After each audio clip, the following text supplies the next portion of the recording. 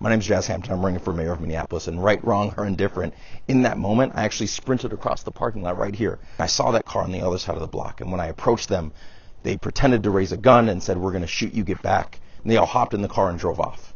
Police never came and asked me questions, and I don't know what came of that burglary. But here's what I do know. This problem is still pervasive, and it's still happening in Minneapolis. In fact, I made a video about this issue just 3 days ago.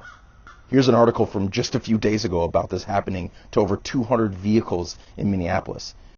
And then just this morning, another story about it continuing to happen. And let me say a few things about this before you jump to the comments. I think that police need more resources. We need to have more officers, relationships built on trust, that is. The chief of police recently said that we're working 24-hour around the clock to solve this issue. And here's the thing.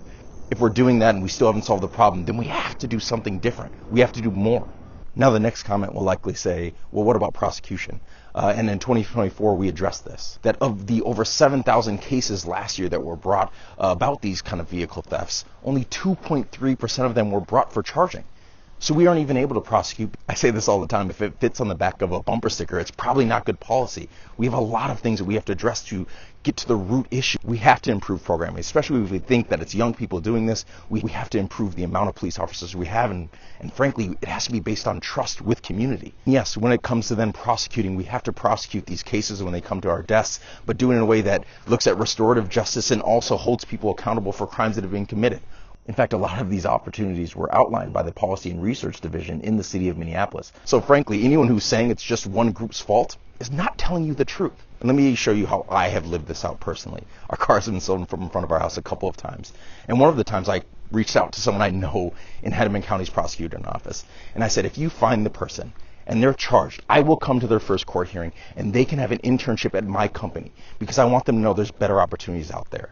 I want the person to be caught. I want them to be brought to justice, and I want them to learn that there's opportunities better than what they're doing right now. That's what our society should look like. And frankly, I think that's what a lot of people are hoping for as well. And we need to build a system that reflects that in Minneapolis. And I want to be clear about one more thing. This isn't to instill fear in people. That video, and I chased that car, I was outside right there the next day with my kids. I don't feel unsafe in the city of Minneapolis, but I do feel like we have a duty to address these issues when they happen.